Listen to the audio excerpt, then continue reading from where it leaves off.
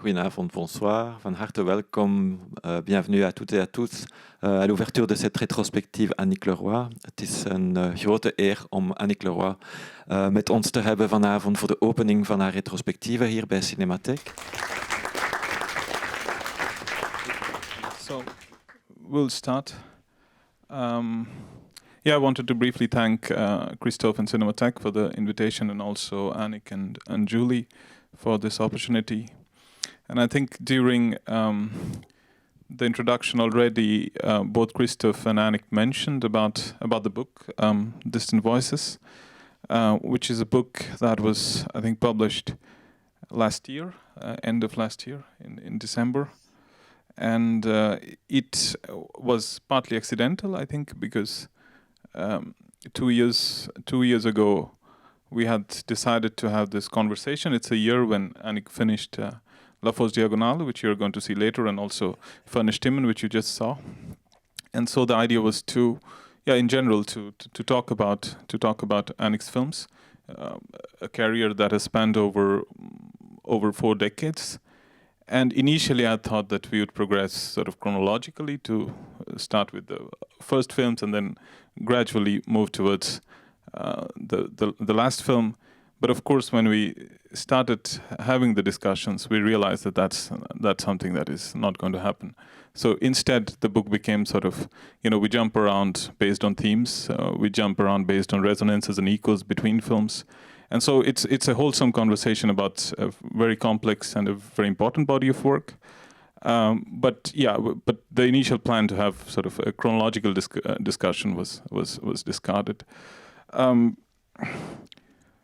It was published by, I must mention, by Stereo Editions in Ireland last year, and we had a couple of screenings to mark the opening of the launch of the book.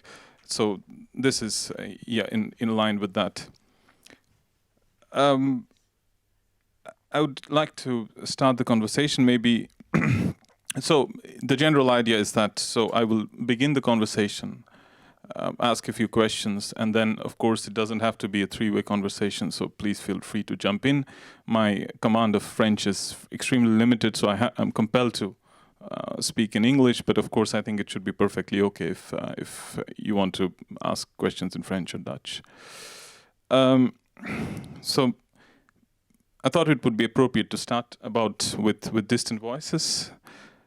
Maybe we can begin the conversation by talking about Ferne, Stimmen, or Distant Voices, the voices of the dead who send messengers ahead, as in the poem On Walter Benjamin by Hannah Arendt, as we saw in the film. It is a notion that I feel is resonant not only in Ferne, Stimmen, the film, but also in your entire oeuvre. For example, in the other film that we just saw, in der Dämmerstunde Berlin, the opening shot is at the grave of Gottfried Benn.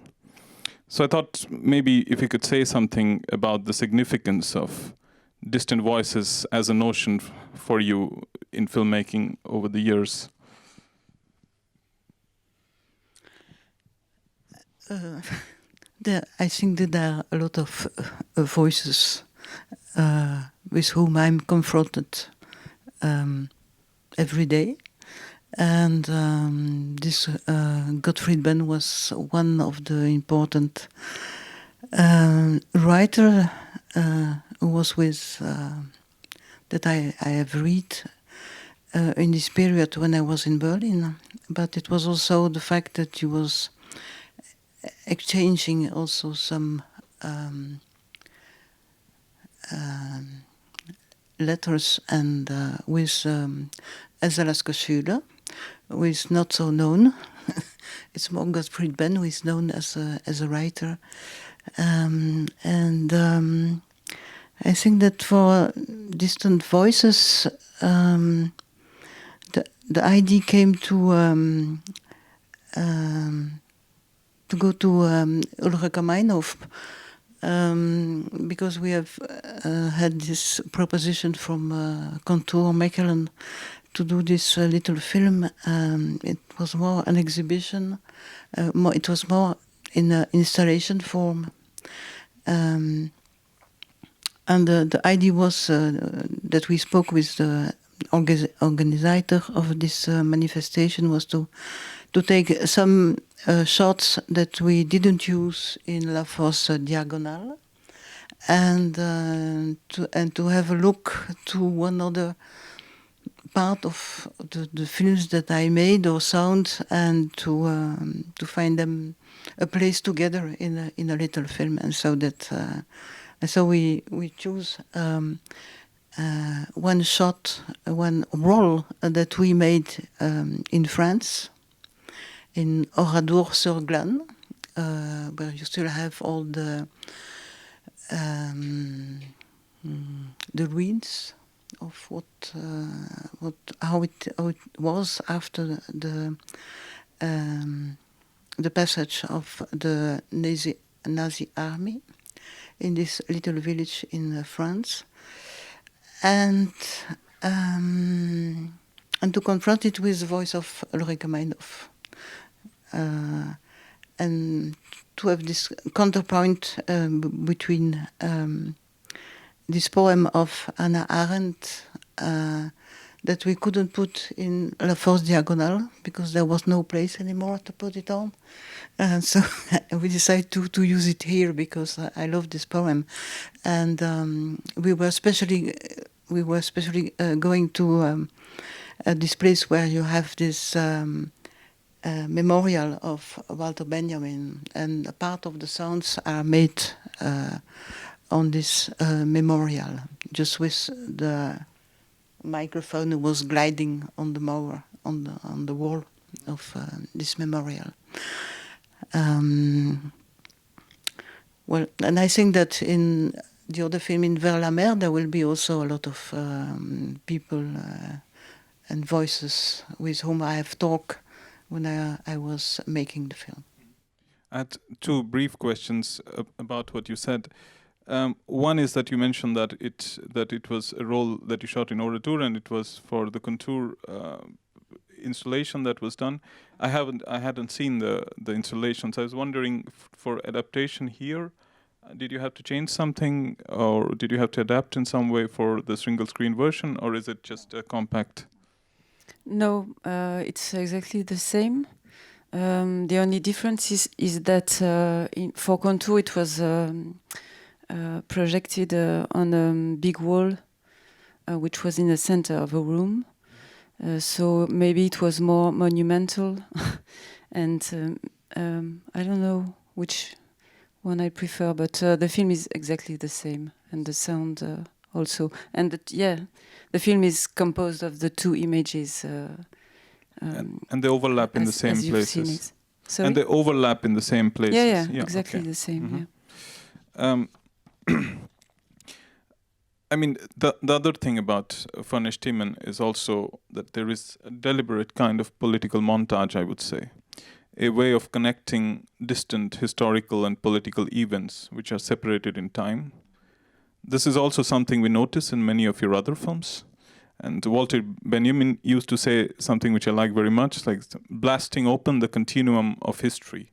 History not merely as a set of chronological developments, but something that has the ability to dynamically associate across timelines. So can you reflect a bit on your idea about bringing together Arendt and Meinhof here, and how this is something that you might be generally interested in your work?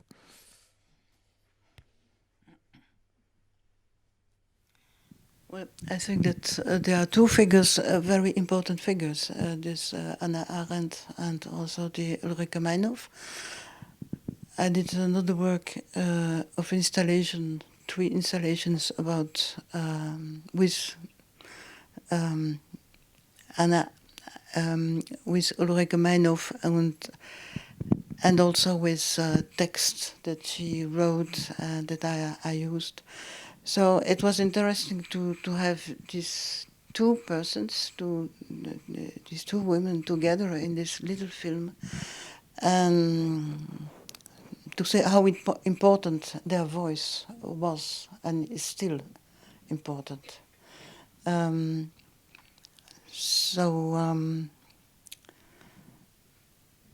think it's perhaps something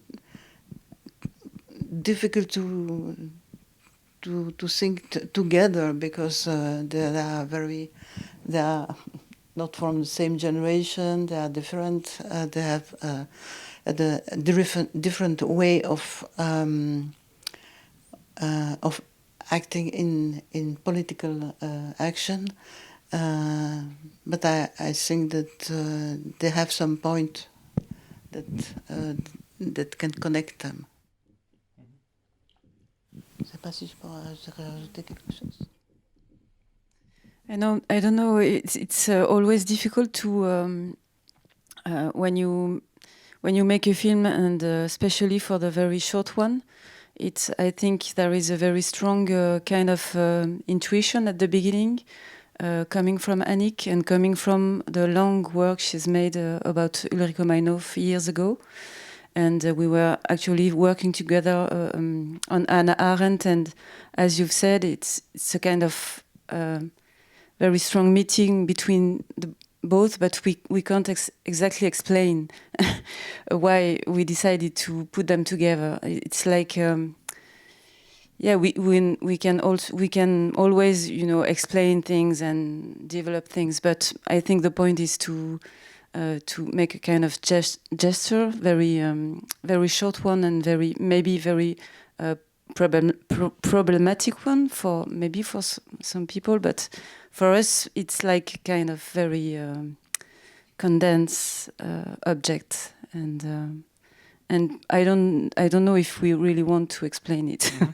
No, I think the power of the film derives from the fact that it's not a very obvious, like it's not a theme that goes from one to another, but rather two political figures, and we understand them broadly within a certain history of the 20th century European politics and so on. But it's interesting that there is no obvious kind of connection between the two. I have other questions, but if there is questions in the audience, please feel free to jump in. Et je voudrais dire que s'il y a des gens qui veulent poser des questions, ça fait grand plaisir en français. Comme ça, je peux peut-être m'exprimer un peu plus clairement sur ce que j'ai à dire. En néerlandais, ça va aussi, hein. J'ai aucun problème. I can bring the mic if I can do it. Yeah. If I see a raise of hand, I'll. Okay, not for now, apparently. I wanted to ask you about since we were talking about voices. Sorry, you didn't have your chance to say in French, but since we were talking about the voices that we hear in Berlin, people recounting in various ways their experience under Nazism. And the question is in two parts. One is, who are these people and how did you meet them and what's your connection to them? And the second part, the question is that the next film that you made in Vellemer, where there are also a lot of conversations, but there are these faces and bodies which are in front of the camera. So after you answer the first part, if you can tell that how this shift happens between Berlin and Vellemer. But in Berlin, I've walked a lot for hours, from one point to another point, and I met a lot of people, of course. Not so much in the winter, because I've made all the pictures mostly in a winter period. And so you can see sometimes in the streets that you have only children, Turkish children, who are playing outside.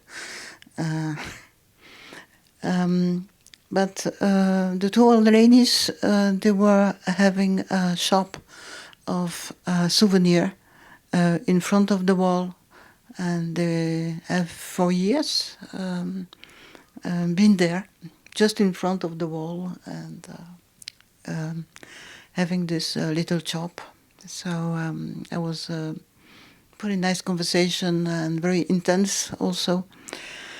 And this old Jewish man, he was having this shop of books, and it was a place that I found because I have with me the book of Jean-Michel Palmier, Berliner Requiem, and so I think I've read the book a lot of time, enfin plusieurs fois. So he speaks about this old man who has this bookshop, and well, I find him, and we had a conversation together, and I was happy to be to speak for this little interview with me. I did film him also, but I never used these pictures. I filmed it in color. It was very nice to have. I still have this 16mm films, but I never use them. So these people are. It's kind of. C'est le hasard des promenades. That's who gives me this possibility to encounter these people. In Vers-la-Mer, we have a lot of people, of course, in this film that we met, because a very long film, it's a long travel, and it was this in different places, in all the places where we stopped and where we filmed, we have people to make some interviews and some talk with them. I'll come back to Palmier, but I had one intermediate question. Maybe is that looking at the film now and listening to the sounds and the use of Mahler and Wagner, and and I was thinking about also the later films when you work together on the sound in Tremor and La Force Diagonale, and there is music there as well, but it's very different from what it is here, or maybe in Vers-la-Mer where you use Otto Lechner's music. So I was wondering if working together, if that is something to do with the shift, this very different approach to music or sound in your films, or if that is how that has evolved between this very early work and your later work that people are going to see as part of the retrospective.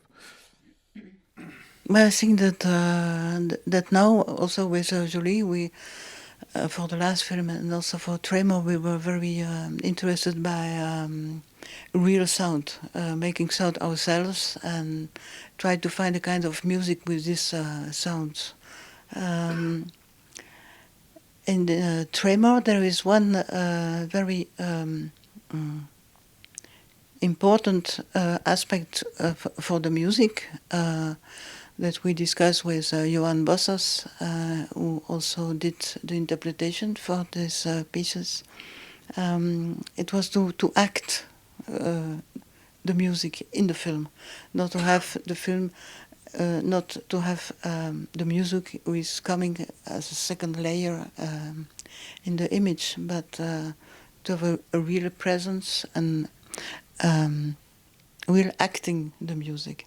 And here for me in Berlin, I think it's a long time ago, and I think I use the music as a kind of emotional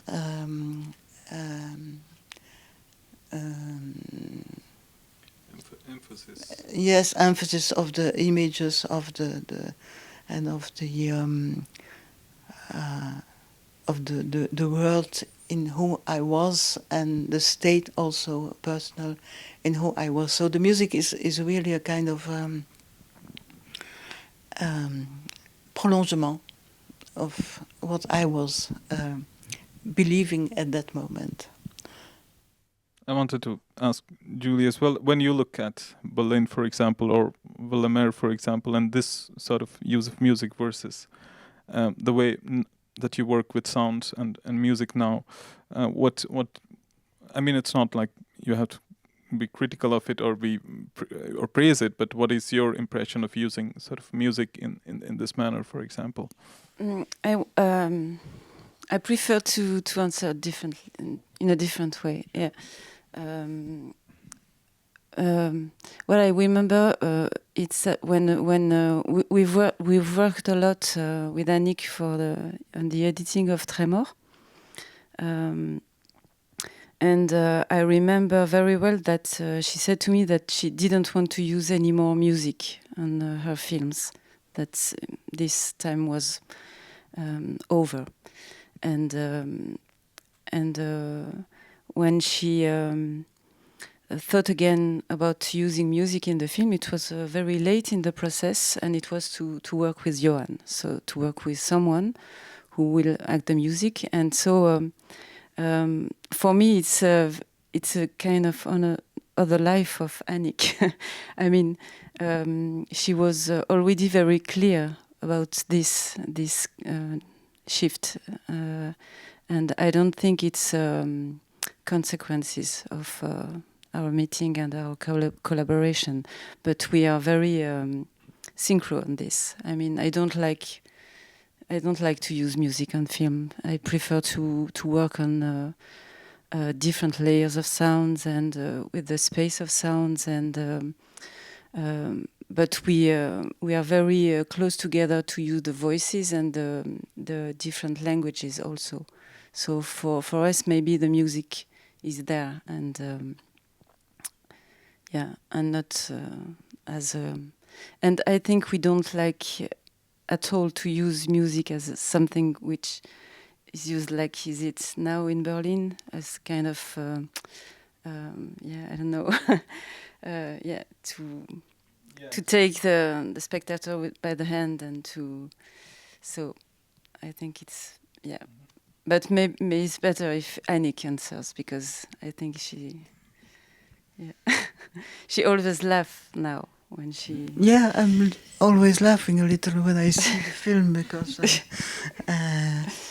say, okay, it's a difficult period also for me. But this at that time, this music was really, really important. It was really close to me, and it was important that it could be in the film. And I had also for Berlin made choice of a part of music from Alban Berg, and this is the only thing that that was not accepted by the producer in Germany from this fantastic TV Das kleine Fernsehspiel, and they said, "Oh no, Alban Berg, that's impossible. This is too much money. So please try to find something else, because we will not pay that." We had a problem with Werner Schröter just before you, and this is impossible to do that again. So normally there was some piece of Alban Berg, but we did it away. Maybe I would just say something else. It's that I like very much the repetition of the sound, and I think it's kind of thing which is still there now, and that we like a lot. And for me, maybe it's a bit difficult for me the romanticism of it, but I like the repetition of it, and I like this kind of movement, interrupted movement, and I like this, and I think it's kind of a style that we still have in common now. And maybe for Vers la Mer, I would say that it's totally different for me. The music is very important, very beautiful, and so it's I think it's really a very important part of the film, but it's used very differently than in Berlin. It's not a reflection of an inner state. It's more in very strong connection with the people and the land you cross. So it's not the same. Yeah, It's making a movement also Yeah. in Vers la Mer. The music is a kind of rhythm who is given to the film and to the editing, I think. But the music of Vers la Mer was found at the very last moment. It was, I think, 2 or 3 weeks before the mixing.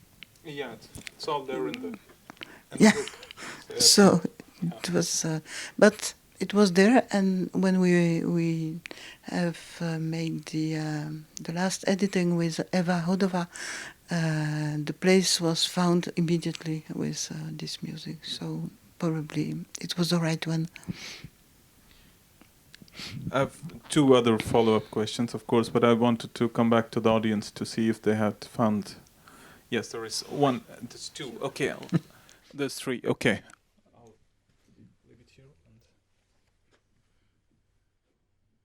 Thank you so much for the both films. I was wondering, putting them next to each other, it seems also that fascism is some kind of shadow that passes. And I was listening to the music, thinking of it. This second symphony of Mahler, is it also Parsifal of Wagner? Or am I wrong? J'ai pas compris. Est-ce que c'est Parsifal de Wagner? Tristan. Tristan et Isolde. C'est du Mahler. Non, il y a Mahler, il y a aussi Wagner. Tristan. Tristan, c'est Tristan. Oui, le prélude du 3 Wagner. Oui. We didn't give. Merci. We Can you didn't say give. something about... Variation de la première acte. Il y a aussi un graffiti dans le film sur fascisme. Est-ce que vous pouvez commenter un peu ça? Comment ça passe un peu comme un motif à l'arrière? Et aussi la conversation, bien sûr, la première conversation sur Oui. Hitler et Oui, les oui. camps après. Est-ce que je peux parler un peu en français? Ouais. Oui, mais je pense que quand je suis arrivée la première fois à Berlin, j'étais j'étais très choquée par l'aspect, bien sûr, de la ville, par cette puissance, en fait, de la destruction de cette ville qui était toujours présente. Et c'était aussi de ressentir, en étant sur place, de ressentir très fort toute cette histoire et toute cette fin de cette guerre qui était pas très loin, en fait, et qui était vraiment très très présente. Et c'est comme ça, en fait, je crois que tout doucement, j'ai commencé à vouloir vraiment imprégner le film aussi de cette histoire qui continue à être questionnée en Allemagne depuis très longtemps. Et voilà. Et donc c'était vraiment quelque chose avec lequel j'étais très très fort confrontée. Et aussi, je crois, une des choses qui était très troublante à ce moment-là, c'était la première vague de Turcs qui arrivaient à Berlin. Et donc, et c'est pour ça que j'étais tellement frappée par tous ces enfants, parce que c'était les seuls qui étaient qu'on voyait dans la rue en hiver et qui jouaient dans la rue et avec eux, il n'y avait pas d'autres. Et je trouvais ça assez incroyable, c'est-à-dire ce plan avec ces enfants qui sont rentrés comme ça, ils ont vu la caméra, ils sont rentrés dans le plan, ils ont été se mettre dans la plaine de jeu, etc. Et le son revient plusieurs fois, en fait, dans le film. Et bon, tout ça, c'est toutes des choses auxquelles on est confronté quand on est à Berlin, surtout à cette époque-là. Parce que à cette époque, c'est 79-80, mais on parle encore vraiment beaucoup avec tout le monde qu'on rencontre, avec les gens. On parle beaucoup de ce qui s'est passé, de l'extermination, de la guerre, etc. Quoi. C'est quelque chose qui est vraiment très présent. Et je pense que c'est tout ça qui m'a profondément touchée et qui fait que ça voilà, ça a pris cette place, en fait, dans ce film. Mais dans Vers la mer aussi, il y a une partie aussi, à un moment donné, qui se passe aux alentours de Mauthausen, de l'ancien camp de concentration de Mauthausen. Donc oui, c'est quelque chose qui revient. Oradour, c'est où on a filmé donc cette bobine pour Distant Voices.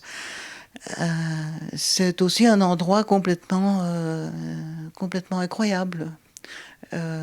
C'est dans un village en France, et donc on a gardé toutes les ruines, voilà. Et on emmène les écoles pour aller voir tout ça régulièrement. Nous, on a eu la chance d'aller filmer quand il y avait le Covid. Donc il n'y avait personne. Donc c'est pour ça qu'on a eu cette possibilité de pouvoir faire tous ces plans qui sont quasi montés dans la caméra, puisqu'en fait c'est une bobine qui est quasi pas du tout montée, en fait. Donc on a vu le lieu, on s'est dit c'est un truc, on doit faire quelque chose ici, et on a commencé à faire des repérages pendant une journée, et puis le lendemain on a filmé tous les plans les uns derrière les autres dans un certain ordre, et en fait on avait le film, quoi. Donc c'était vraiment très intéressant. Mais voilà, oui, Oradour, c'est encore un endroit où en fait on parle de la guerre, de la Seconde Guerre mondiale. C'est une tâche en Europe. Mais bon, il y a beaucoup de tâches qui vont suivre après, comme l'ex-Yougoslavie, etc., quoi. Donc, je veux dire, c'est vraiment... c'est une histoire sans fin, on va dire, quelque part.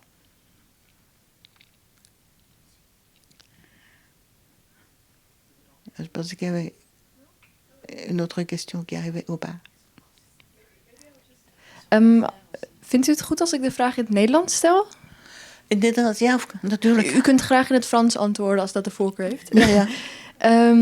Ja, ik heb erg genoten van de film. Ik ben zelf Duitse. En ik wilde graag vragen naar uw sensibiliteit voor of vertrouwdheid met de Duitse taal en literatuur. Want het lijkt wel alsof u daar inkeer vindt of dat toch wel in uw films verwerkt. Dus ja, ik ben een beetje nieuwsgierig naar wat het is tussen u en de Duitse literatuur, als het ware. Tussen mij en de literatuur? De Duitse specifiek. Duitse literatuur. Waarom u, Ja, ja, ik ben bijna een jaar lang in Berlijn gebleven en dus teruggekomen naar Brussel en zo. En natuurlijk ben in die Duitse literatuur werkelijk ingeduikt, omdat ik absoluut meer wou weten over die plaats waar ik dus wou filmen. Dus ben ik weet niet hoeveel boeken gaan lezen, maar dat komt dus ook weer door dat boek van Berliner Requiem van Jean-Michel Palmier, maar hij is een Franse schrijver.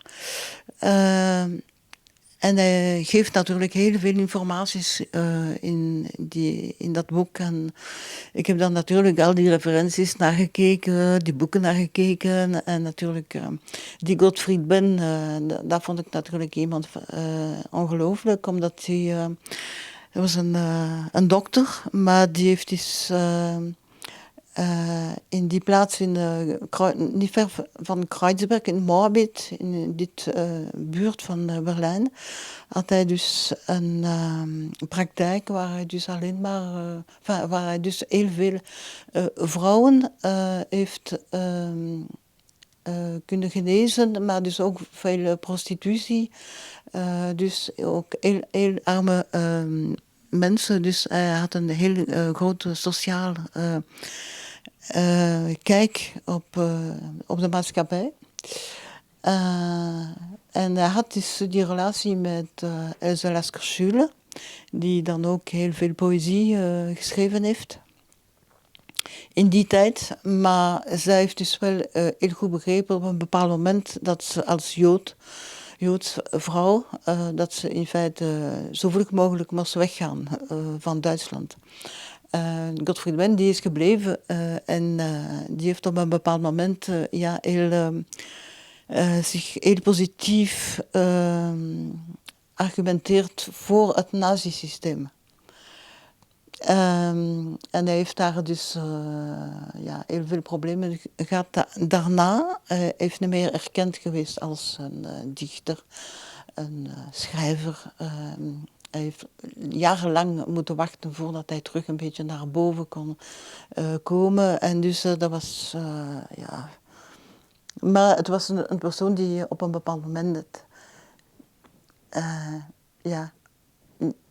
heel slecht heeft een heel slechte politieke analyse gemaakt van de situatie. En daardoor... maar het probleem is ook dat in die periode, wanneer hij dus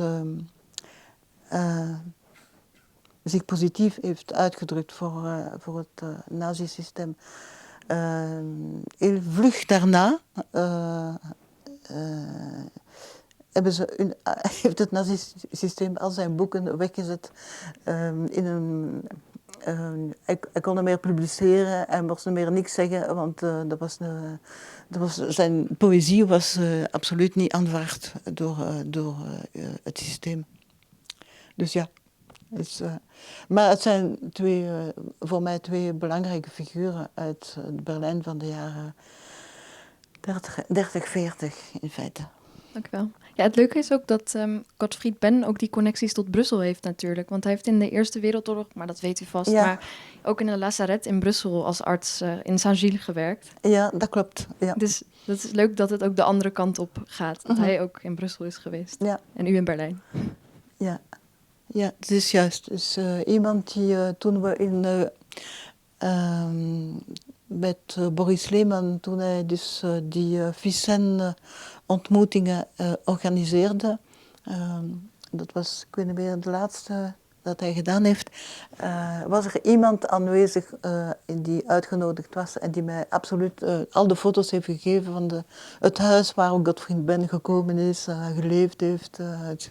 Ja.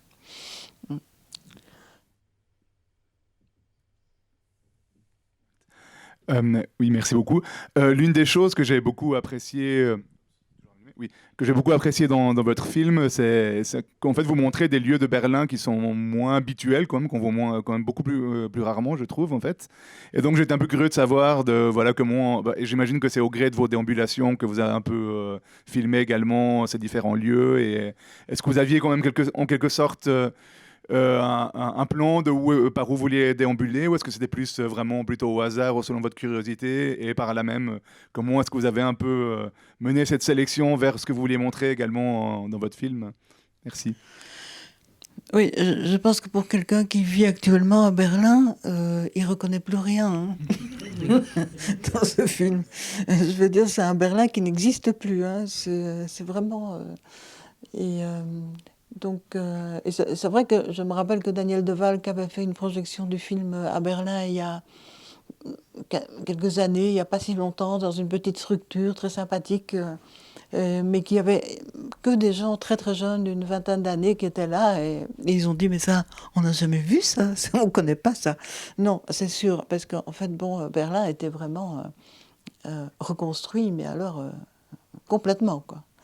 Donc, ce que moi j'ai trouvé là, c'est naturellement, c'est quelque chose qui existait encore à ce moment-là, c'est 78, 79, et je dirais que le guide, ce qui m'a un petit peu guidé, c'est quand même le livre de Jean-Michel Palmier, mais c'est surtout lui qui m'a ouvert plus des portes vers la littérature, mais aussi, bien sûr, des rencontres, parce que la personne, le libraire qu'on rencontre, ce monsieur juif qui est revenu s'installer à Berlin, lui, il en parle dans son livre. Mais je n'étais pas sûre de pouvoir le trouver. Donc c'était vraiment ce qu'on appelle un jeu de piste pour essayer de le retrouver. Mais voilà, ça faisait partie de ces recherches qu'on faisait. Mais sinon, j'étais quand même principalement dans des lieux, dans les quartiers qui étaient soit le long du mur, ça c'était pas difficile parce qu'il y avait un mur partout, Mais bon, sinon, il y avait quand même des quartiers de prédilection, je veux dire, qui étaient Kreuzberg, Moabit. C'était quand même un peu ces quartiers-là dans lesquels j'ai le plus travaillé. Aussi cet endroit très, très, très spécial au début du film, qui est très, très blanc, dans la neige, tout ça, qui est un endroit vraiment très, très particulier qui se trouve près du lac de Wannsee. Et en fait, il y avait un mur des deux côtés, en fait. Et il y avait une route au milieu, petite route. Et cette petite route menait à une toute petite enclave où des gens avaient des potagers et des cultures. Et donc, en fait, il fallait traverser le mur, il y avait des guérites partout. Et c'était tout à fait étrange parce que c'était vraiment une petite route comme ça qui était partagée entre deux murs qui étaient observés des deux côtés. Et c'était assez fou. Et c'est comme les impasses. En fait, ce que je dis à un moment donné, les cours intérieurs sont vraiment des lieux qui à l'époque étaient très très habités et qui étaient aussi très... Enfin, je veux dire, c'est là qu'on trouvait tous les gens de gauche, d'ultra-gauche, des anciens de la RAF, enfin tout ça était là. Hein, c'était vraiment dans ces impasses à Kreuzberg. Et il y avait aussi beaucoup de sans-abri qui habitaient qui essayaient de trouver refuge dans ces lieux, quoi. C'était des lieux assez où il y avait beaucoup de tension, quoi. C'était pas évident, quoi. Moi, je me suis fait jeter des trucs sur la tête par au-dessus, là, déverser, parce qu'en fait, voilà, il voulait pas qu'il y ait des gens qui viennent filmer dans ces endroits, quoi. Donc voilà, c'est vraiment un parcours qui était vraiment multiple et qui en fait a été influencé par toutes sortes de lectures et toutes sortes de discussions aussi avec des gens que je rencontrais. Et mon premier contact en fait avec Berlin était pour aller faire pour travailler avec quelqu'un qui, à l'époque, que j'aimais vraiment beaucoup, il s'appelait Philippe Paranès, et qui avait fondé le laboratoire Duranqui, ici à Bruxelles, un laboratoire de performance.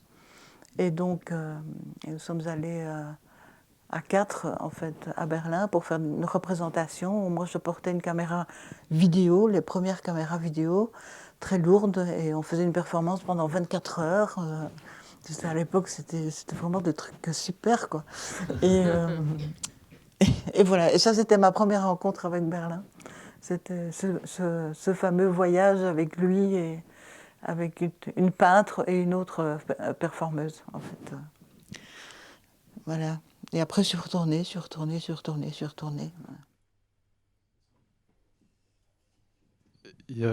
hebt zowel in Oost- als West-Berlijn gefilmd.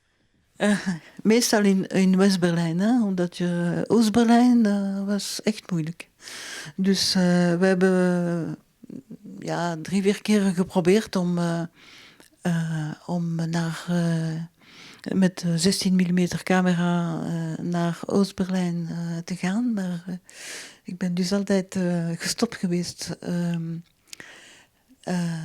aan de grens. Dat was echt onmogelijk. En we zijn dus...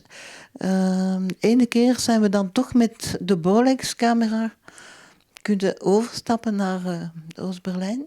Maar dat duurde dus 10 minuten. En die had... ik weet niet hoeveel wagens met soldaten, de flikken, alles wat je wilt. En dan kon je... dan ben ik gewoon een halve dag in de gevangenis geweest. Omdat ze moesten weten wie dat ik was. En wat ging ik daar doen en waarom was ik daar aan het filmen. En ik heb dan ook geprobeerd op een officiële manier te doen. En dan heb ik dus mensen ontmoet in het ministerie in Oost-Berlijn. 4 uur gesprekken, van alles, koffie, chocola, merci beaucoup. En daarna was het nee, onmogelijk. Het was onmogelijk. Dus ja. Ja, want ik wou nog vragen of dat het gevaarlijk was, maar dat is eigenlijk al beantwoord. Gevaarlijk zou ik niet zeggen. Nee. Maar het was wel onmogelijk om naar Oost-Berlijn te gaan met een camera. Of met een Super 8 camera. Dus dat was een beetje de camera van de amateur of de toerist. Dus dat was dan mogelijk. En dan heb ik dus... er zijn dus hier in de film 3 shots die komen van een Super 8 die dan opgeblazen zijn geweest. En dan is er nog ook één shot in Super 8, een close-up van mij in een café. Een soort café die nu niet meer bestaat. Dat ze vroeger... ze zeiden dat is een dag- en nacht café. En dat was juist, want die cafés die waren open 24 uur op 24, zonder problemen. Dus dat was daar een soort la fin du monde, hè? Dus in deze lokalen. Het was er ook niet gemakkelijk om te filmen, dus daarom heb ik, heb ik die shot van mij gemaakt, omdat de mensen te filmen daar was echt niet te doen. Merci. Other questions?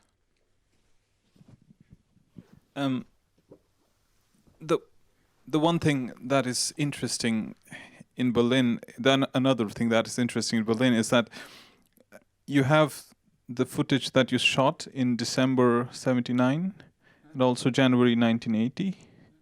And of course, they are not sort of one after another, so you're jumping between the two, and that's very common in any film, for example. But what is unusual is that you leave the dates in the film about when the shot was taken. I was wondering why that might have been important in the film. For me, it was interesting to make a kind of a false chronology, so that not everything was filmed in 79. There was also at the end of 78. There were also some shots. So and to mix them, and also the idea was to mix the dates. In fact, in the film, it was. Not to say I came in Berlin at that date, and then after I filmed that date, no, there was a kind of mixing the different periods. You said that it's fictional, in fact. C'est de la fiction. We could say it's a kind of fiction, because at the end of the film there is a text who is coming from a book of Peter Handke, who asks about... is it real? Is it history? Well, that's. Yeah. It's in English. It's Short Letter, Long Farewell from 1972. I didn't try to say the French. Okay. The other thing that, and probably that is a discussion that you already had about, between relationship literature and the film, which is quite apparent, and I think that is also very consistent throughout all the other films that are going to come in the retrospective. And I know it's not an easy answer for you to summarize because of the complexities in which you deal with text in your films through visual representations, by quoting direct text, by showing books, by staging adaptation, but it's not really ever an adaptation of the text. There are specific interests which are non-psychological for you, something that has to do with authors. So it's a very complex association that you have between the various texts that you use in your films. So, and we have some of that, or most of that in the book. But I wanted to ask you if you'd still take the trouble to briefly summarize, let's say, in general, both of you in terms of the new and the old works, about the approach to text, about a sort of radical desire to deal with text in film, not in any obvious way? Ok, je vais avoir besoin d'une traduction, je crois. Yeah, it's difficult to answer. I mean, it's a bit like, to share the impact or the emotions very strong emotions you feel as you read a book, and what happens in your mind in terms of making images and sounds, and to celebrate this meeting with a book. I don't know. And also maybe for example, for Tremors, very linked to the voices of the writers. And so each time we try to approach the text, and at the same time the person who has written it, and to bring together pieces of texts and pieces of the life of the person who's written the texts. So yeah, it's a kind of very it's all materials, I think, for us. There is sounds, real sounds, voices, images, and also text. And sometimes text is written on the images, and sometimes it appears differently. But for us, I think it's always kind of material we celebrate, a place we celebrate, sounds we celebrate into a film.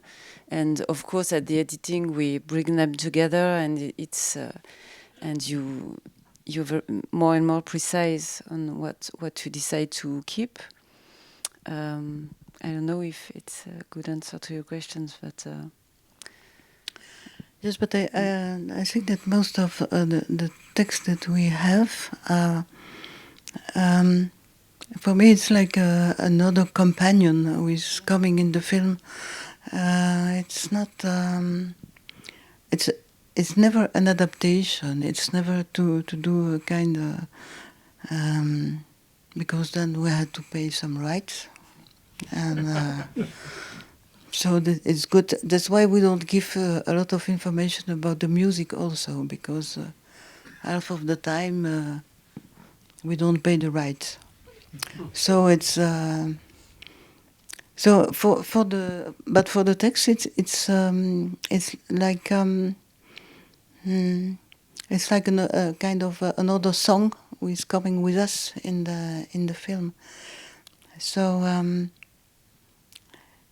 but I see that now, and also with the last film and the film before, everything is starting from books and from readings. So I think it's our first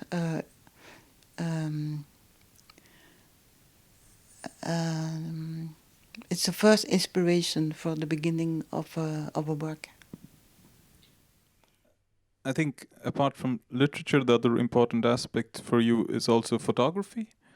And I am thinking of photography in your work as an independent practice, but also photography in relationship to your films. Sometimes photography as a way of getting to know a place, as a first point of contact, and then photography as a way of visually understanding a place and then expanding it through film in some way. So I was interested in, and you have done where periods after you made this film, for example, you did photography with the intention of making a film, but then you exhibited those photographs. So I wanted to know about these two aspects of photography, one as an independent aspect, and we talk about some of your influences in the book as well. So I wanted to know about photography as an individual practice, but also the relationship between photography and film for you. Yes, it's because I did some school, some art school, and I've learned photography, and I've learned to develop my films. So for me, when I begin to make the films, it was for me very important that I did also the camera. I couldn't make a film without making myself the camera. But I made a lot of exhibition, photography exhibition after this film, Berlin. And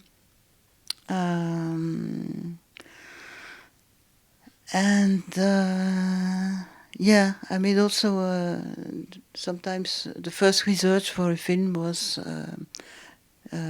going different places, making pictures,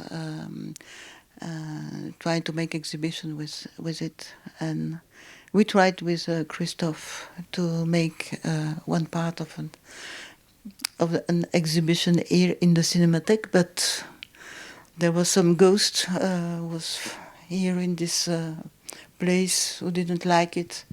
And so we put everything. This is a research I made of pictures made in East Germany, but just after the wall was open, so it was 90. And I asked some money to make a film about this research I made in East Germany, but well, nobody gave me money for that. It was not interesting enough, probably. So I had a contact at that moment with Goethe Institute, and people in Goethe Institute said, okay, we pay for an exhibition, and we organize that. So we made a very big exhibition with that. And this material was normally for also to show here in the Cinematek. But it's for another retrospective. More questions from the audience? Raise of hands. There's one. I'll be there. Oui, en filmant Berlin et le mur que vous avez joliment filmé, je voulais savoir si parfois vous avez eu l'impression que le mur restait définitivement ou s'il allait un jour tomber. Est-ce que vous aviez parfois cette impression Au moment où j'ai filmé à Berlin, non, j'ai jamais eu vraiment cette impression. Il y a aussi, en fait, je voulais dire par exemple par rapport à cette situation, au moment où j'ai filmé, c'est pour ça qu'il y a ces wagons de métro qui sont en fait les wagons du S-Bahn, en fait, qui sont vides. C'était pas difficile parce qu'en fait, il y avait personne qui les prenait, puisqu'en fait, ils appartenaient encore à l'Allemagne de l'Est. Puisqu'en fait, il y a des lignes de S-Bahn qui naturellement traversaient toute la ville de Berlin avant la guerre. Et donc, à un moment donné, quand on a construit le mur, on a dit, bon, ben, à partir de maintenant, il y a juste encore la partie... on voit d'ailleurs un plan que j'ai fait dans ce que j'appelle les stations fantômes. Donc, c'était une ligne de métro qui n'a pas pu être entièrement détruite ou coupée parce que bon, elle devait se prolonger de l'autre côté à l'ouest. Donc, quand on entrait dans les stations fantômes qui se trouvent donc vraiment en tout du centre vraiment de Berlin, il y avait des gardes, des soldats partout, sur toutes les stations, sur ces stations-là. Donc on ne pouvait pas monter, on ne pouvait pas descendre, c'était impossible. Et donc le S-Bahn ressortait de l'autre côté, à l'ouest, à Berlin. Et en général, les gens ne le prenaient pas parce que ce métro-là appartenait à l'Est. Donc c'était un truc, vraiment, c'était politiquement, on voulait absolument avoir rien à faire avec... ce pays, Allemagne de l'Est. Donc ces métros, en fait, ils circulaient, parce que sinon ils étaient interrompus, ils ne pouvaient pas aller de l'autre côté. Et donc, mais il n'y avait personne.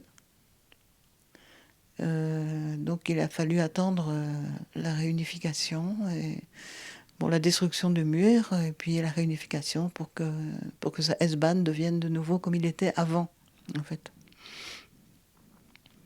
Mais le mur, en fait, il était tellement présent à l'époque que, je veux dire, je ne crois pas que personne ne pensait que ça allait un jour s'arrêter et être détruit.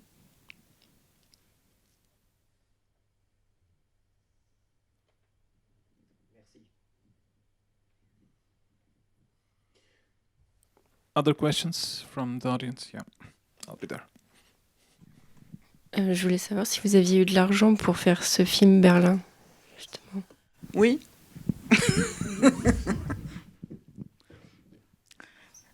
Oui, c'est assez extraordinaire. Hein,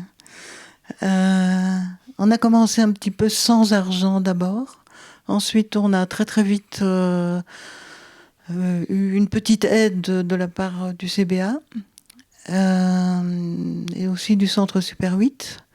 Mais à un moment donné, en fait, on a fait un pré-montage de quelques plans. Et la personne qui s'est occupée qui s'est occupée de la production à ce moment-là avait un excellent contact avec cette émission en Allemagne qui s'appelle Das kleine Fernsehspiel, qui est vraiment l'émission qui a lancé, je crois, tout le jeune cinéma allemand qu'on connaît par après, donc que ce soit Fassbinder, Schröter, etc. Enfin bon, vraiment tout le monde. Et ils produisaient sans aucun... Enfin, je veux dire, ils écoutaient les gens, ils regardaient des plans sur une table de montage. Il y en a donc cette personne, Sibylle Ebertschekran, elle est venue à Bruxelles, elle est venue voir quelques plans du film. Elle a dit, oui, ça c'est très bien, ça je produis. Mais voilà, je ne sais pas si ça existe encore aujourd'hui, mais c'était assez fantastique, quoi. Et c'est des gens qui ont rien demandé. La seule chose qu'ils ont demandé, Alban Berg, non. Ça, c'était pas possible. Mais sinon, pour le reste, oui, ils ont vu un montage. On est allé avec un montage avant mixage et tout ça à la télévision allemande à Mainz. Et ils ont vu ça, ils sont pas intervenus, ils ont fait confiance totalement. C'était une expérience assez vraiment, enfin pour moi qui était assez unique, quoi. Enfin par après j'ai compris à quel point c'était unique. Et par exemple comme on a eu quand même à l'époque, pour l'époque c'était une belle somme d'argent pour terminer le film et tout ça. On s'est fait un mixage à Paris dans un super auditoire et tout, et donc avec un super mixeur et tout. Donc voilà, c'était vraiment tout à fait une expérience tout à fait positive. Puisqu'après, bon, le film a été sélectionné pour le festival à Berlin aussi, au Forum des Jungensfilms, donc ça c'était vraiment une belle expérience aussi. So all your films are personal films in a certain way. I think it's more apparent in this film than in other films. Like, for example, Tremor is also a deeply personal film, but maybe it's not so evident to the audience. But this film is, for me, is in two movements. One movement is outwards towards the world, and the second movement is inwards. So the film itself is then a combination of either as a city portrait, the portrait of the city of Berlin, but also again it's a portrait of a young woman in the city of Berlin. So I was wondering if that was the idea, how you conceived the film initially, or is it something that you came to later on while making the film, to combine these two things together? It was not immediately there. It was more... The first part was really giving an idea of what was Berlin for me at that moment, in this period, and this was my first idea. It was really to have this walk sans arrêter. To walk and to walk and to walk all the time in this city, discovering different parts. But this this other aspect of the film came later, but it was really quick, because I knew at that moment that I was confronting myself with this city, and that was very important. I say at the moment that it was finding how to get on, how to again, comment continuer. Yes. So it was, I think, continuity between seeing the outside of the city, trying to stay inside where I was, and how I could continue and go on. I would say pretty much last chance for the audience to have a final question or a comment. Okay, if not, I will ask the last one probably. Since Berlin, which was finished in 1980, 81, and now in, I think, 4 decades, you've made 4. There are short films, but also 4 feature-length films, and I think it's not accidental. I think it's because there is a certain way in which you work and in which you make films, and it's a general question, which involves extensive research, as we said, traveling both, as we see in the film, like a lot of travel through trams and trains, and which will come back in the other films, through the U-Bahn. And where you research the film, you extensively think about sound, revise certain things, you have an idea about the films, but also you're constantly adapting, discussing, changing. So, but what I meant to say is that there is a certain way of working, which is why one of the reasons why it might take a period of time to finish a film. Can you, maybe for the audience who are going to come for the next films, can you briefly say why this time period, and how the process of making a film for you in general terms, not necessarily in terms of Berlin? Yeah, because I think that we take also for the last film, we took a lot of time to make the research about Hannah Arendt, and to understand what we could do with a person like Hannah Arendt. And I think that for all the films that I made, also for Vers la Mer, it's a long research before we make the film, or before I begin to film. But it's also to have a kind of aspect that a film can grow. I cannot make a film to say I start 1st of November and I will wait 4 weeks and then we have a film. I never work like that. It's impossible for me. So I can make one shot, one roll, come back, make the developing of the film, and then after I discover new things, I read new things, I met new people, and so the film begin to move in a lot of directions and changes, and for me it's a material who is always moving all the time. So I cannot say. Also, you change music, like in Vers la Mer, you started to initially thought of working with something else, and finally the film had something else. So that's also a part of. Yeah, but in Vers la Mer, from the beginning, I was not sure to use music. Yeah, it's only at the end of the editing that, working with Eva Udova, she was asking about music, and will there be some music? And so I have listened a lot of music in this period, from all the countries that we have in travel in, and so, but nothing was I didn't agree with nothing, and so it took a long time before I decided to use the music who is there. One question for you, just that I would like to to answer the please, yes. previous one, please.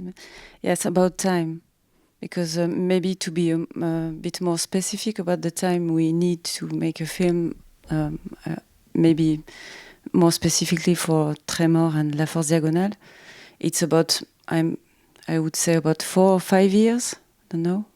We don't agree about that, but you don't. At one point, you don't know exactly when the film has began. I mean, but for me, it's a very simple reason. It's because cinema is time. So you need time to make cinema.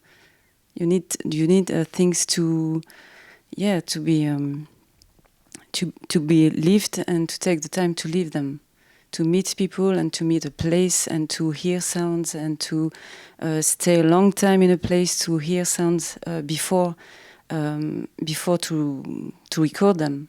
You need times to look at someone or look at a place before filming it, and so we need a lot of freedom to do that, and that's why it's very low-cost films. Also, it takes a lot of time and very few money, but we need money anyway. But I mean, if you compare with other industrial things, it's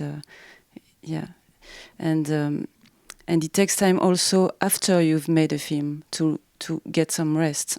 So that's why I think it's begun to make a lot of years, because there is, I think, maybe 2 years now between La Force Diagonale and the next one, and it's only for a few months that we begin to feel the space inside to think about another film. So it's a long process, but it's okay. I mean, we don't need to be very productive. Yeah, it's a long process also because we're going back a lot of time on the same places. Yeah. Because when I don't have the real shot that I want and the weather and the sun or not, then we have to go again. So for Tremor in Iceland, we have been 4 or 5 times to find exactly the places that we would like to film and film again. And one time we had to wait for 10 days before being able to go outside the house and film, because it was there was a very strong wind outside, and at this time we didn't have any car, and we have to go by foot with the camera and the sound, just the two of us. And so we had to wait 10 days, and then we had the ability to go out, and so we had only 3 days to film. So we had to come back a few months later to film again. But it's okay. It's a good way to do, because when we were inside the house, not being able to go outside, this time you read books, and then you take some parts from the text into the film, and then you continue to work anyway. And we did a lot of sounds of the wind, and the rain, because we were completely inside of this house. We couldn't go out. It was absolutely terrible. The last question maybe is briefly about working together, about working collaboratively, and whether it has any implication on the time itself, in the sense that, of course, as you mentioned, that you agree fundamentally on a lot of things, but also, I presume, when two people working, there are wanting to go differently.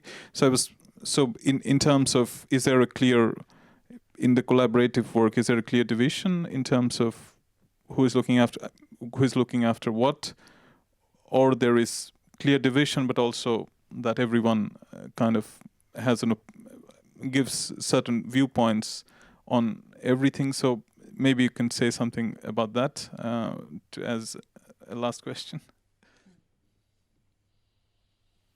I think it's better if you answer first. Okay. Because you're the one who decided not to be alone anymore to do your films. To what? And then to not to be alone anymore. It's a kind of decision of you to. Yeah, that's right. It's interesting to have a person who is working with you, and you constantly can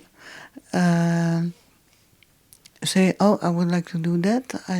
And how do you see that?" And so that you have a conversation about what we want to do together. So that's for me.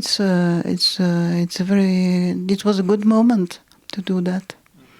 After we began with Tremor, and so it's for me a kind of opening also, because